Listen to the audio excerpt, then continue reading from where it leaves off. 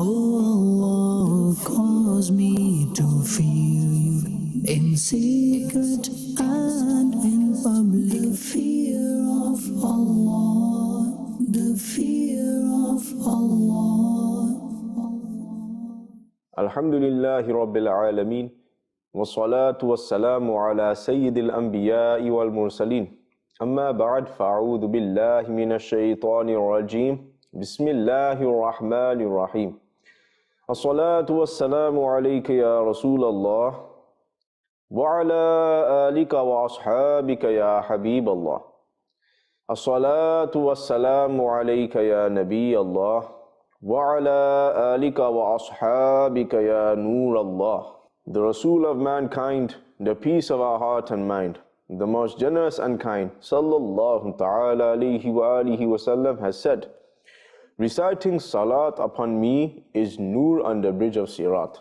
The one who recites salat upon me 80 times on Friday, his sins of 80 years will be forgiven. Sallu ala al-Habib, sallallahu ta'ala ala Muhammad, sallallahu ta'ala alayhi wa alihi wasallam.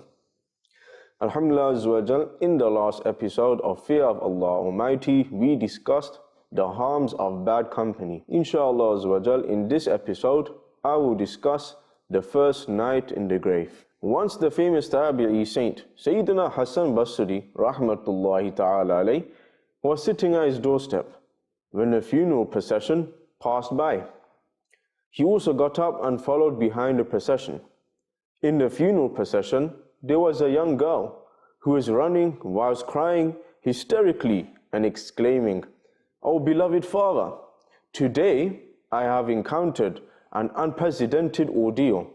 When Sayyidina Hassan Basri heard her painful voice, tears rolled down his cheeks. Overwhelmed with pity, he affectionately stroked the bereaving orphan's head before remarking, "Oh daughter, in fact, it is your deceased father who is encountering an unprecedented ordeal, not you." The next day, he saw the same little girl crying on her way to the graveyard. He, rahmatullahi ta'ala alayh, followed her with the hope of gaining some spiritual admonition. Upon reaching the graveyard, she embraced the grave of her father. Hassan Basri, rahmatullahi ta'ala alayh, hid behind the bushes. The little girl wept with her cheek on her father's grave and said, "Oh beloved father, how did you spend your first night in your dark grave without a lamp or a companion? Oh beloved father, yesterday night I lit the lamp for you at home. Who lit the lamp in the grave last night? Oh beloved father, yesterday night I laid out your bedding at home. Who laid out your bedding in the grave last night? Oh beloved father, yesterday night I massaged your hands and feet at home. Who massaged your hands and feet in the grave last night? Oh beloved father, yesterday night at home I gave you water to drink. Who offered you water last night when you were thirsty and asked for some water? Oh beloved father, yesterday night I spread a shawl over your body. Who spread it last night? Oh beloved father, yesterday night I wiped the sweat off your face. Who wiped your sweat last night in the grave? Oh beloved father, till yesterday night I came to your assistance whenever you summoned me. Whom did you call out to last night in your grave? And who answered your call? Oh beloved father, yesterday night when you were hungry, I presented food to you. Who served you food last night in the grave when you became hungry? Oh beloved father, till yesterday night I cooked various meals for you. Who cooked for you on your first night in the grave?" Hearing those grief-stricken words of the sorrowful and distressed girl, Sayyidina Hassan Basri, rahmatullahi ta'ala alayh, began to cry. And after approaching her said, "Oh daughter, do not say like that. Rather say this, Oh beloved father, at the time of burial, your face was turned towards the Qibla.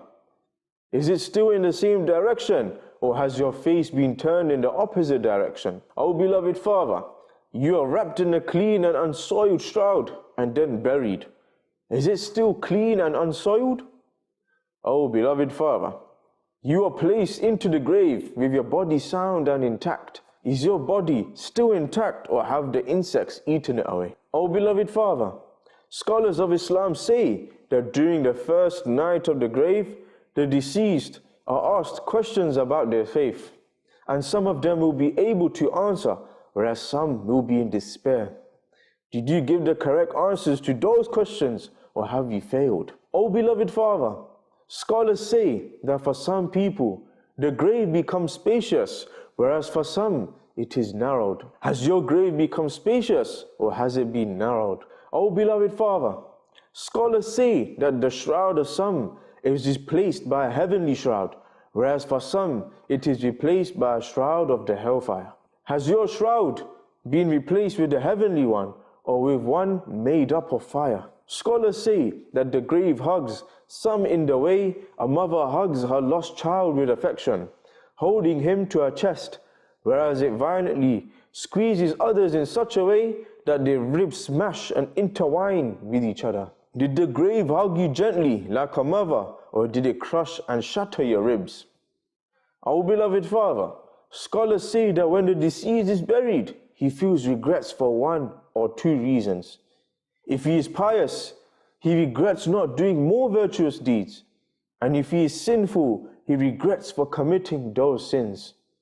O beloved father, were you regretful of performing less virtuous deeds, or of committing sins? O beloved father, till yesterday, when I would call out to you, you would respond to me.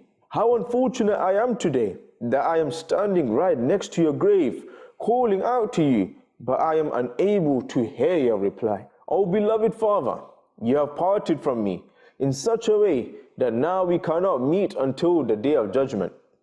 O most merciful Rabb Azza wa Jal, do not deprive me of meeting my beloved father on the day of judgment. Upon hearing the words of Sayyidina Hassan Basri, rahmatullahi ta'ala alayh, the little Madani girl said, O my master, your words of advice have awoken me from the sleep of heedlessness. After that, with tears flowing from her eyes, she returned back with Sayyidina Hassan Basri, rahmatullahi ta'ala alayh. My dear viewers, all of you would have certainly visited graveyards at one or another occasion.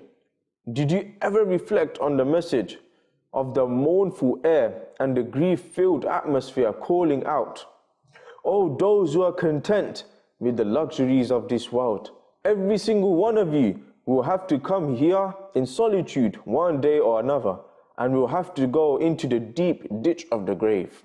These graves, which seem identical from outside, are not necessarily the same from the inside. Yes, if the one buried under this pile of soil would have offered his salah regularly, observed siyam in Ramadanul Mubarak, performed the i'tikaf for the entire month of Ramadan, or at least the last 10 days, would have loved the month of Ramadan, giving full zakah, in the case of it becoming fard on him, earned halal income, would have been contented with just a sufficient amount of halal income, would have recited the Holy Quran, performed the nawafil of tahajjud, ishraq, chasht and awabin, would have been humble and possessing a good character, kept a fist-length beard according to the Sharia, adorned the crown of the imamah, the Sunnah turban, was a follower of the Sunnah, obeyed his mother and father, fulfilled the rights of the people, had love for Allah Azza wa Jal and His beloved Rasul sallallahu ta'ala alayhi wa alihi wa sallam, would have been an ardent admirer of the Sahaba, the Ahlul Bayt and the awliya, then by the grace of Allah Azza wa Jal and His Rasul sallallahu ta'ala alayhi wa alihi wa sallam, his grave, which appears to be just a heap of soil outwardly, might have been extended as far as the eye can see, with the window of Jannah opened inside it, and underneath the apparent heap of soil, there might be a beautiful garden of paradise. On the other hand, if the one buried underneath that similar heap of soil was such a person who had not offered salah, had intentionally missed the siyam of Ramadan, had disturbed worshipping or sleeping Muslims during the nights of Ramadan by playing or encouraging games such as cricket, had been stingy in paying zakah despite it being fard on him, had earned haram income, had taken part in dealings involving interest and bribery, had not paid back in his debts, had drunk alcohol, had been involved in gambling, had operated alcohol and gambling dens, had hurt the feelings of Muslims without the valid reasons of Sharia, terrorized Muslims into paying illegal gang taxes, kidnapped Muslims for ransom, committed theft or robbery, had been fraudulent with public trusts, unlawfully usurped land, oppressed helpless farmers, unleashed storms of injustice and terror whilst blinded by greed for power, shaved the beard or trimmed it to less than a fist length, watched films and dramas, listened to music, was habitual of swearing, told lies, committed backbiting, did tale-telling, committed slander, thought ill of people and had been arrogant or disobeyed his parents, then it is possible that underneath this seemingly serene heap of soil, he is in the state of distress, with the window of hell open, fire smouldering inside the grave, snakes and scorpions clinging onto his body, and an outcry of screams and yelling inaudible to humans. My dear viewers, look at the deserted scenes of these graveyards and ponder over whether one of us, whilst living, could spend just one night in the graveyard alone. Perhaps no one could dare. So when we are afraid to spend one night in the graveyard alone whilst living, then after death, when all our friends and relatives will leave us and our intellect will be intact, we will see and hear everything, but we will be unable to move or speak. How will we be able to stay alone in the grave in such an alarming state? Our state is such that even if you are imprisoned alone in a beautiful air-conditioned villa, we would become scared. My dear viewers, believe me, the people buried in the graveyard are today advising us and calling out, "Oh, heedless people, remember, yesterday we too were there." In other words, in the world, where you are today. And tomorrow you too will be here. In other words, in the grave, where we are today. Certainly, whoever has been born into this world has to die. Whoever picked up the flowers of life must be pricked by the thorns of death.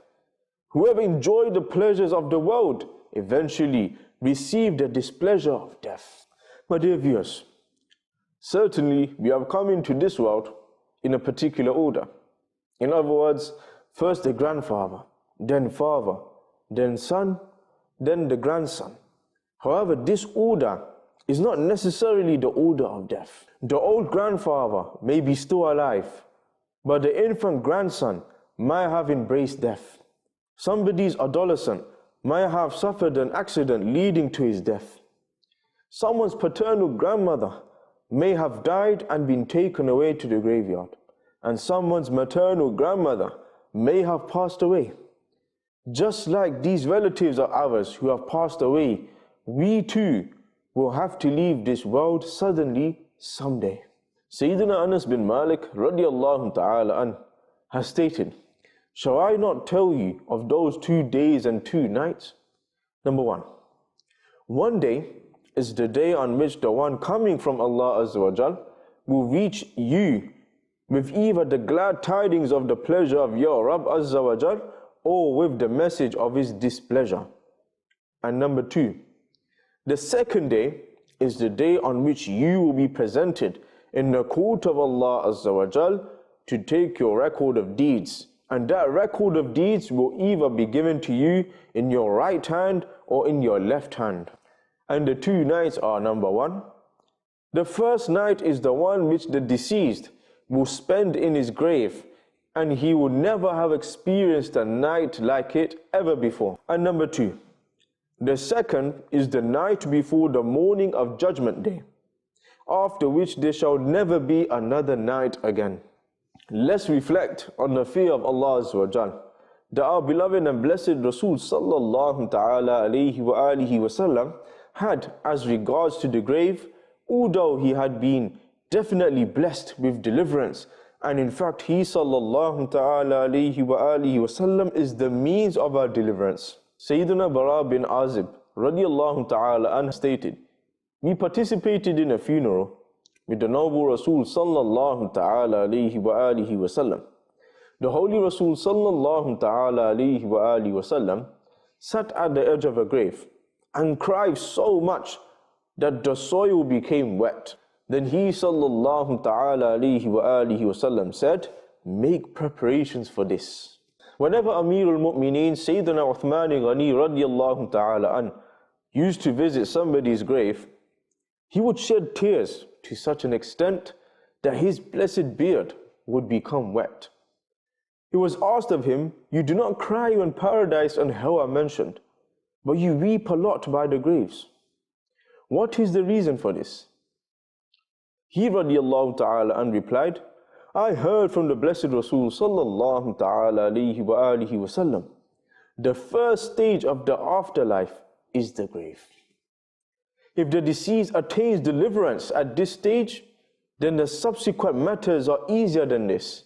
And if he does not receive deliverance at this stage, then the matters after it are more severe.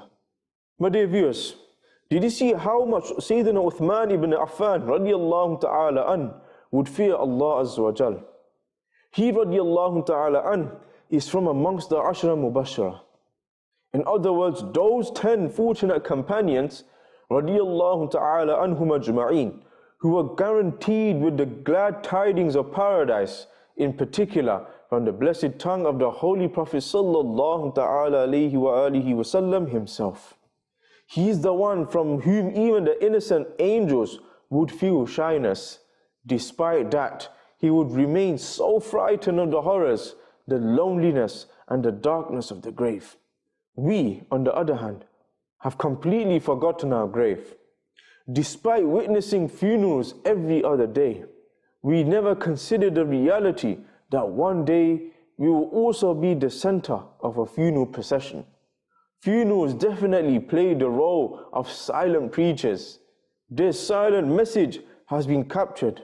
O devotees of the beloved Rasul sallallahu ta'ala alayhi wa alihi wasallam, how regretfully sad. We see others being lowered into the grave, but we forget that we too will be lowered into the grave one day. Our fragility is such that if the electricity fails at night, our heart becomes anxious. Especially when we are alone, we become extremely afraid. But despite all this, we do not worry about the extreme darkness of the grave. We are failing in offering salah, observing the Siyam of Ramadanul Mubarak, paying our full zakah, despite it being compulsory on us, and fulfilling the rights of our parents. Our days and nights are being spent in sins, but undoubtedly the time of death is fixed, and it is not possible to delay it. Even if we continue committing sins like this, and the call of death arrives suddenly to shift us into the ditch of the grave, how will we get through the first night of the grave? Man often makes long plans, but his focus does not remain on the fact that the reins of life are in the hands of someone else. When the reins will be pulled suddenly and he will have to die, all those plans will be destroyed. In this regard, it has been said that a young man from Madinatul Awliya, Multan, left his homeland, his city, and his family to settle in a distant country in his quest for wealth.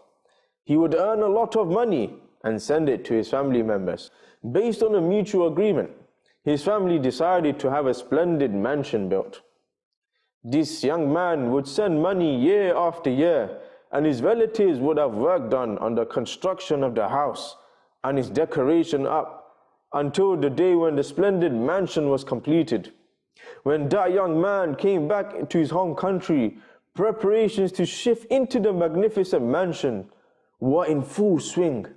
But just a week before moving into that splendid mansion, the young man passed away, and instead of moving into the splendid and luxurious mansion, he was shifted into the dark and gloomy grave. It is regretfully sad that most of us have become intoxicated with worldliness and have forgotten to reflect on the afterlife. Some of those amongst us are so excited and blissful due to being lost in the pleasures of this perishing world that they have become unconcerned with the inevitable destructions of this world. Unaware of the concept of death, completely sunk in the pleasures of this world. Some have become oblivious of the certainty of death and so engrossed in availing the luxuries and comforts of this world that they have forgotten the horrors, the darkness and the loneliness of the grave. Today all of our efforts are being spent just to improve the quality of our worldly lives. Concern for the afterlife is rarely seen. Just ponder for a second. How many well-off people have passed away from this world who had forgotten the solitude of the grave due to being engaged in money-making, craving fame and status, in short-lived friend circles, and in rejoicing flattery committed by subordinates. However, the clouds of mortality came into action. The winds of death blew, and the hopes of staying long in the world burst like a bubble. Death deserted their houses. It dragged them from their high mansions and palaces and shifted them into the dark and gloomy graves. Until yesterday, those people were happy and jubilant amongst the bliss of their families, but today they are grief-stricken and sorrowful within the horror and loneliness of their graves. A person who is taken in by the deception of this mortal world and becomes completely heedless of death, despite seeing the vulnerability of this world, will surely be regretful. Certainly, the one who falls prey to the deception of worldliness and forgets his death, the grave and resurrection, and does not perform deeds to get the pleasure of Allah Azza wa Jal, is worthy of condemnation. Warning us of this deception, our Creator Azza wa Jal has stated in Ayah 5 of Surah Al-Fatir, translation: O mankind, undoubtedly, the promise of Allah is true. Never let the life of the world deceive you, and let not the arch deceiver deceive you regarding the command of Allah. My dear viewers, one who is well aware of the reality of death and the post-death proceedings can never desire worldliness. Have you ever seen anyone preparing furniture to be placed into the grave of the deceased? Have you ever seen air conditioning being fitted in the grave, a safe being placed there to keep money, or cabinets made there to adorn trophies won in sports and certificates of worldly achievements?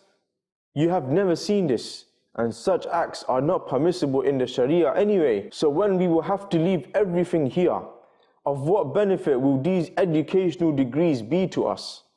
How will the wealth for which we work so hard and struggled for our entire lives help us? Ultimately, how will the status on the basis of which we displayed arrogance and pride ever come to our aid? My dear viewers, there's still time. We need to come to our senses and prepare for the grave and the afterlife. It is narrated by Sayyidina Abdullah ibn Umar radiyallahu ta'ala anhuma that the noble Rasul sallallahu ta'ala alayhi wa alihi wasallam held my shoulder and said, "Live in this world as if you are a traveler." Sayyidina ibn Umar radiyallahu ta'ala anhuma used to say, when evening falls, do not wait for the following morning, and when morning comes, do not wait for the evening. Prepare for illness whilst you are healthy, and make preparations for death whilst you are alive. In the final sermon of Sayyidina Uthman Ghani radiyallahu ta'ala an, he said, Allah Azza wa Jal has granted you this world for the sole purpose to cultivate for the afterlife through its means.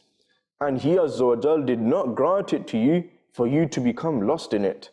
Without doubt, this world is destined to perish, and the hereafter is everlasting.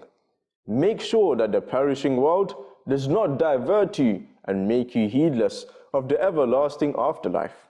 Do not give precedence of the perishing worldly life over the everlasting afterlife, because the world will be cut off.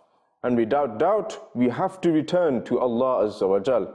Fear Allah Azza wa Jal, because fearing Him is a shield from His punishment and a means of approaching Him. My dear viewers, the example of this world is like that of a pathway. We can reach the destination after crossing it. Now the destination is either paradise or hellfire.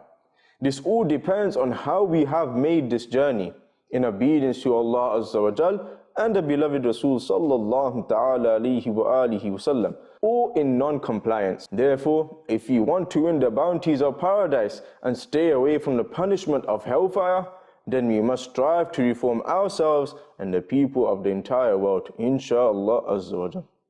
I pray to Allah subhanahu wa ta'ala that He gives us all the ability to prepare for our afterlife. Give us all the ability that we prepare for the life of the grave. Ameen bijahin nabil ameen sallallahu ta'ala alayhi wa alihi wa sallam. Sallu ala al-habib sallallahu ta'ala ala Muhammad sallallahu ta'ala alayhi wa alihi wa sallam. Oh Allah, cause me to fear you in secret